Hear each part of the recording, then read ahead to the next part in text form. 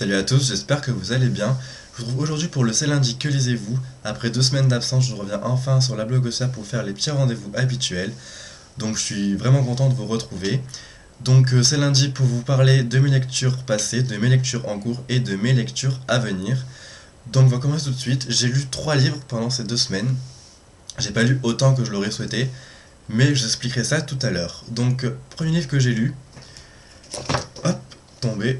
Où es-tu de Marc Lévy aux éditions Pocket. Donc livre que je n'ai pas beaucoup apprécié. J'ai retrouvé la plume de Marc Lévy, la plume fraîche qui se lit très très bien. Franchement, voilà, et ça rien à redire. Mais c'est le contexte de l'histoire que je n'ai pas apprécié. Alors, dans cette histoire, on nous parle d'ouragans, de météo, de tornades, etc. Moi, la météo, voilà quoi, c'est pas tellement mon truc. Et c'est ce qui fait que ça m'a déplu. Voilà. Après, ça n'enlève en rien que Marc Lévy a fait de grosses recherches. Comme à chaque fois dans ses romans, il nous en apprend beaucoup sur les sujets qu'il souhaite traiter, mais moi, ça l'a pas fait. Après, en ce qui concerne l'histoire, bof. C'est pas encore. Franchement, j'étais tellement happé par l'histoire de la prochaine fois, donc le livre que j'ai lu de Marc Lévy il y a un mois à peu près, que je m'attendais à retrouver cette histoire d'amour vraiment forte. Et je pense que j'ai peut-être mis un peu trop d'espérance dans cette lecture. Les deux personnages principaux, donc Suzanne et Philippe, m'ont fortement agacé. Voilà, ils savent qu'ils s'aiment, mais même si les sentiments sont là, ils se bornent dans leurs idées, et ça m'a fortement énervé. Voilà, Suzanne, elle m'a cassé les pieds, j'avais envie de lui mettre des tartes. Et voilà, après c'est vrai qu'il y a quelques petits retournements de situation où on fait ah ouais quand même il a réussi à me surprendre, mais lecture sans plus quoi. Je m'attendais à mieux. Et c'est vrai que la première partie m'a beaucoup déplu, une espèce de récit épistolaire en fait, parce que nos deux personnages s'envoient des lettres et j'ai pas beaucoup apprécié. Voilà, donc seconde partie un petit peu plus aimée, avec des retournements de situation, etc. La fin est bien, mais sans plus. Donc voilà, je crois que j'ai mis 6,5 sur 10. Et voilà, après, il faut pas s'arrêter à mon avis parce que c'est vraiment que un avis personnel. Et je sais que beaucoup de personnes ont aimé ce bouquin. Donc si vous souhaitez le lire, faites-vous votre propre avis. Voilà. Ensuite, j'ai lu un témoignage. Donc ne le dis pas à maman de Tony Maguire, édition Livre de Poche. Donc fort témoignage, franchement. Dès le début, j'ai été happé par l'histoire. Histoire tellement forte, bouleversante. Franchement, si j'avais vécu ce qu'a vécu la petite Antoinette, donc Tony Maguire, j'aurais été démoli quoi. Enfin, et franchement, je souhaite à personne, mais à personne, ce qu'elle a vécu. Son père, j'ai envie de le tarter, mais impressionnant quoi. Comment on peut faire ça à sa propre fille? Comment on peut la manipuler? Comment on peut lui faire subir des sévices sexuels? Comment on peut la mettre enceinte alors qu'elle a même pas 16 ans, même pas la majorité, même pas 18 ans, sans s'en rendre compte en plus? Franchement, j'ai été choqué. Alors en plus, la mère, n'en parlons pas. Enfin, je vais en parler quand même parce que je les ai là quoi. La mère ne se rend même pas compte. Enfin, si elle s'en rend compte, mais elle se tait. Et se taire alors que sa propre fille se fait maltraiter par l'homme qu'elle aime en fait, j'ai été franchement choqué par l'attitude de la mère. Et voilà. Après, les réactions de la famille aussi, je me suis dit, comment ils peuvent penser ça?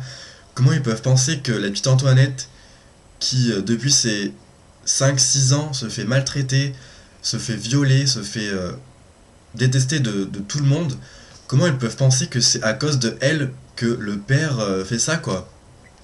Comme si elle avait besoin de faire ça pour se faire remarquer. Et voilà, enfin, comme vous pouvez le voir, ça m'énerve d'en parler parce que je ne conçois pas ça, je ne conçois pas que qu'on ne soit pas derrière la petite fille et qu'on soit derrière les parents. Franchement, ça m'a profondément choqué. Et voilà, je pense que les témoignages sont faits pour choquer et sont faits pour, comme le dit si bien Claudia, pour qu'ils restent en mémoire, pour pas que ça se reproduise. Et je vois avec ce témoignage que ça m'a beaucoup marqué. Donc je veux pas dire que j'ai aimé parce que c'est une lecture vraiment spéciale, mais en tout cas j'ai apprécié, on va dire, me plonger dans la vie de Tony Maguire et en découvrir plus. Et je lirai franchement ces autres bouquins si j'arrive à les trouver sur internet parce que j'ai envie d'en connaître encore plus. Voilà. Alors ensuite, j'ai lu une lecture un petit peu plus fraîche et fantastique. Et j'ai lu le premier tome de Wings de Apreline Pike aux éditions Pocket Jeunesse. Donc livre que j'avais beaucoup envie de lire depuis sa sortie. J'avais trouvé quand j'étais allé à Paris, en occasion. Et franchement, j'ai totalement adhéré à l'univers. Univers de fées, franchement, j'ai adoré. Alors, qu'est-ce que je pourrais dire de ce livre? Donc on suit Laurel qui a déménagé, je crois, je me rappelle plus trop, qui a déménagé dans une autre ville parce que la maison familiale va être vendue. Donc du coup, il déménage. Et en fait, elle a été toujours un peu différente des autres petites filles. Elle mange que des légumes, elle ne s'expose pas au soleil. Et en fait, petit à petit, on apprend à la connaître. Et je me suis beaucoup attaché à son personnage. Voilà. Après, dans l'histoire, elle se rend compte qu'il y a une petite boule qui pousse dans son dos, entre ses omoplates, au niveau de la colonne vertébrale. Et à partir de là, on se pose beaucoup de questions. Et elle va faire des recherches avec son ami. Alors, comment il s'appelle lui? Je ne me rappelle plus. Avec David. Donc, ils vont faire des recherches ensemble. Et ils vont trouver qu'elle est quelqu'un de très spécial. Je vais pas vous dire ce qu'elle est, même si on se doute un petit peu, mais c'est un univers vraiment à part. On n'a pas le cliché des fées avec les ailes, les pouvoirs magiques, avec la petite poudre, etc. C'est vraiment un univers bien particulier qu'a su créer l'auteur, un univers qui se détache de tous les autres univers fantastiques qu'on a pu connaître. Et moi j'ai totalement adhéré, même si l'univers n'est pas encore assez exploité parce que c'est un tome 1, j'ai complètement adhéré à l'histoire. Voilà, on nous parle aussi d'autres créatures. Il y a beaucoup d'action aussi, c'est beaucoup rythmé, beaucoup de sentiments aussi, parce que on se retrouve à la fin avec un triangle amoureux, mais il prend pas le dessus. Il arrive vers la fin, à peu près vers le dernier quart du livre, et j'ai trouvé ça très bien de la part de l'auteur de ne pas le mettre en avant directement dans la première partie du livre. Donc franchement très bonne découverte, et je compte lire la suite parce que le tome 2 est déjà sorti, le tome 3 est sorti très récemment. Donc franchement je vous le conseille beaucoup. Ensuite j'ai enchaîné avec une réception, et c'est une de mes lectures en cours. Donc je lis La fille automate de Paolo Bacigalupi, je sais pas si on dit comme ça mais bon, j'ai envie de le faire à l'accent, aux éditions Livre de Poche. Donc franchement, j'adore le style de l'auteur, ça se lit très bien, mais l'univers dans lequel on est embarqué, c'est la science-fiction, univers futuriste, et je regrette qu'il n'y ait pas des petites choses pour nous expliquer dans quoi on s'embarque. Parce que certes, on dit derrière que l'auteur maîtrise très bien son sujet, mais nous, on ne maîtrise pas son sujet. Donc en fait, je me trouve un peu perdu à essayer de comprendre ce qui se passe, à essayer de comprendre l'univers, à essayer de comprendre les personnages. En plus, il y a des mots de chinois ou d'asiatique dedans. On comprend pas tout, il n'y a pas de petites notes pour me dire ça signifie ça signifie telle définition, etc. Donc du coup, j'ai un peu peur à chaque fois de m'y replonger. Et à partir du chapitre 9, donc vers 200 pages, nos deux personnages principaux se rencontrent enfin. Donc ça a mis un peu de temps pour arriver, et je regrette vraiment ça. Parce que je me suis dit, univers futuriste, moi j'adore ça dans les films, etc. Je pense qu'en livre ça devrait être super. Mais là j'ai un peu peur de le continuer, donc on verra. Je suis même pas à la moitié, il fait plus de 634 pages je crois. C'est une belle brique, donc à voir. Franchement, je pense que mon avis va être mitigé, mais je vous en reparlerai plus la semaine prochaine. Donc j'ai commencé hier soir un autre livre. Donc je lis Le Royaume d'Arcane, tome 1, L'Ordre des Chevaliers de David Gilson. Donc c'est de l'auto-édition. Alors ce livre, c'est un peu... c'est de la fantasy. C'est pas un peu, c'est de la fantasy. Univers vraiment imaginatif. Voilà. J'aime bien, mais je trouve que les choses vont trop vite, que les personnages ne sont pas assez travaillés. Et je suis désolé David si tu regardes cette vidéo, mais c'est vrai que la fantasy c'est pas tellement mon truc, je m'y connais pas tellement. Mais je trouve que les personnages, ils acceptent sans se poser de questions. Alors oui, vous me direz qu'il y a quelques remises en question, mais vraiment très passagères. Je trouve qu'ils s'en sortent trop bien, trop vite, et plusieurs fois, l'histoire m'a fait penser à d'autres histoires. Comme par exemple, ça m'a fait penser au Seigneur des Anneaux, ça m'a fait penser au conte de Hansel et Gretel, ça m'a fait penser à Blanche-Neige, et je sais pas si c'est bien ou si c'est négatif, mais en tout cas, ça c'est très bien.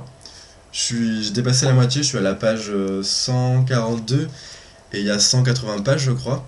Donc je le finirai tout à l'heure après la vidéo. Je vous ferai ma chronique après, mais voilà. Après, c'est vrai que l'histoire de fond est bien trouvée. C'est vrai que l'intrigue aussi est pas mal.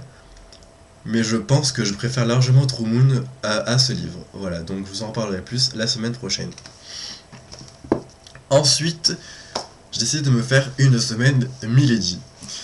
Donc, j'ai décidé de sortir 3 Milady, que vous connaissez déjà. Donc j'ai une lecture commune pour le 15 mai. On est le 13, donc ça va être un peu juste.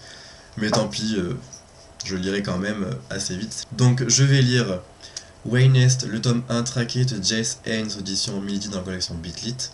En lecture commune avec Stella des lectures de Stella. Donc celle-là, je suis désolé, mais je pense pas que j'arriverai à le lire pour le 15. Mais je viendrai te voir pour te dire ce que j'en pense. Donc premier livre que je dois lire. Ensuite, je souhaite lire Charlie Davidson, le tome 3, troisième tombe tout droit de Darinta Jones, édition Milady collection Bitlit. Donc très envie de retrouver Charlie, parce que la fin du tome 2 m'avait laissé sur les fesses. Et voilà, très hâte de retrouver cet univers. Et je souhaite lire ensuite Sid, le tome 1, la dizaine d'ombre de Sandy Williams, audition Milady dans la collection Bitlit. Univers que j'ai très envie de découvrir. Et franchement, il me tarde de rencontrer Mackenzie Lewis, qui est le personnage principal. Voilà. Donc cette vidéo est terminée, j'espère qu'elle vous aura plu. En tout cas, n'hésitez pas à me dire si vous avez lu La fille automate, si vous avez eu autant de mal que moi à le lire. Et n'hésitez pas à me dire si vous avez lu les 3 Milady que je vous ai présentés. Voilà. Et ce que vous en avez pensé. Ça me fera très plaisir en tout cas de savoir vos impressions. Je vous retrouve, je pense, lundi prochain. Je pense pas qu'il y aura de vidéo entre temps. Je vous souhaite une agréable semaine, de très bonnes lectures. Et donc, à lundi prochain. Bye bye.